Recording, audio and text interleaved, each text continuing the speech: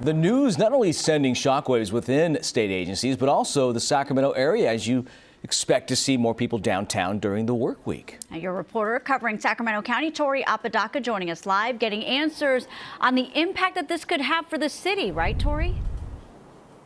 That's right, Tony and Marley. It's been 5 years now since the pandemic forced a lot of those state workers to move into remote work. Of course, as we've heard, a lot of them upset with this new mandate. But city leaders are hopeful that it will bring more life to downtown. But will it really bring the business that some are hoping for? Lunch rushes inside Philly cheesesteaks on K Street may soon be getting busier. Probably the best news I could wake up to. With the governor mandating state workers to return to office 4 days a week starting in July. There were times here in this past year that we weren't sure we were going to make it. But some business owners aren't so sure state workers will want to spend money downtown again. It's been really difficult to have folks who work for the state coming in and seeming really miserable and upset. This manager, who didn't want to be identified, says they have stayed successful even through the pandemic and thinks the mandate is uprooting families' new normals. I think it's a political move on behalf of the governor, and it's icky and gross, and I don't like it. I don't like it. Well, I know some of the employees have gotten used to not coming in on a regular basis.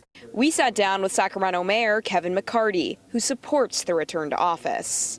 Having more foot traffic is a positive thing for safety as a whole. But it's not the foot traffic state workers are worried about. It's parking. Is there any plan that you are working on to provide more parking for state workers? No, this is not a new issue, by the way. So we've had plenty of parking here for decades.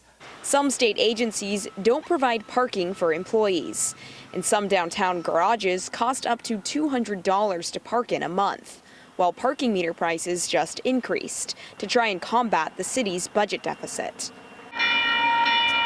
The cost of parking could drive more state workers to take the recently upgraded light rail. We have free park and ride lots in different communities. They can easily park, hop on the train. SacRT spokesperson Jessica Gonzalez says pre-pandemic, state workers made up the majority of its light rail ridership, and this could get it back to where it was 5 years ago.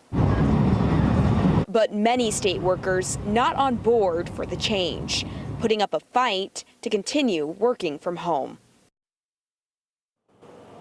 So the governor is still ironing out those final details about what that return to office will look like. But again, it is set to take effect starting July 1st.